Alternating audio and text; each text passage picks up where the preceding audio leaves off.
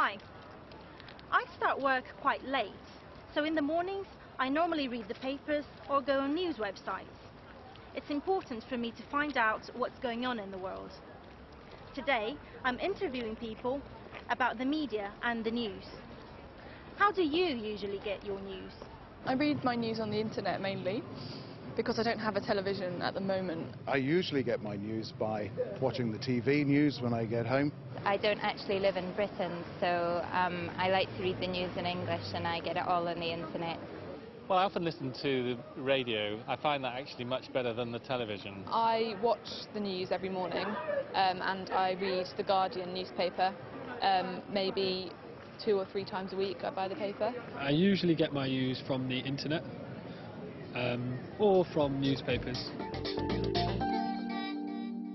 What kind of news stories interest you the most? Well, I study conflict and development, so I'm interested in world affairs. A variety, really. I like to read about politics, of course, and what's happening in the country, but I also like to hear about what's happening in other countries of the world.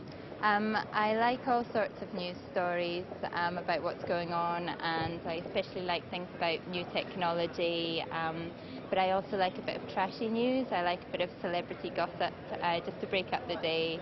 Well, I certainly don't like celebrity news, but I do like sports. I work as a doctor, and therefore it's very important to know what the health stories are. I don't enjoy the sort of more popular culture news stories. I think there's a different place for that. I don't think they should be included in the main news.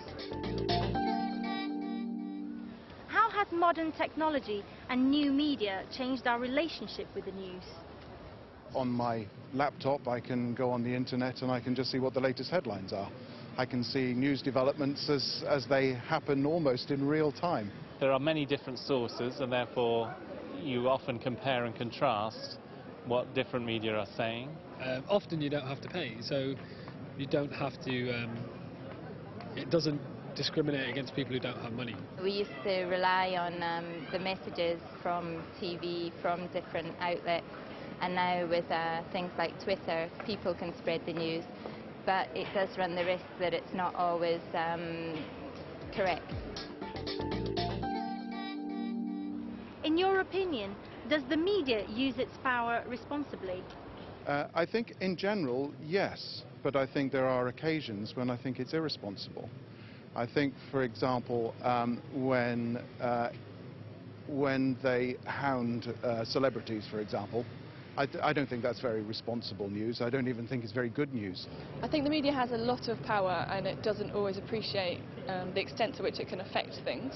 I think in this country it does. I think it certainly doesn't in some other countries. My area, that I'm especially interested in, the area of health, often you get these health stories about immunisation or about some latest scare about cancer, and this causes a great deal of anxiety, and yet when you go down to the real truth, it's often based on very flimsy foundation. So I think the media do have a duty to use their power responsibly.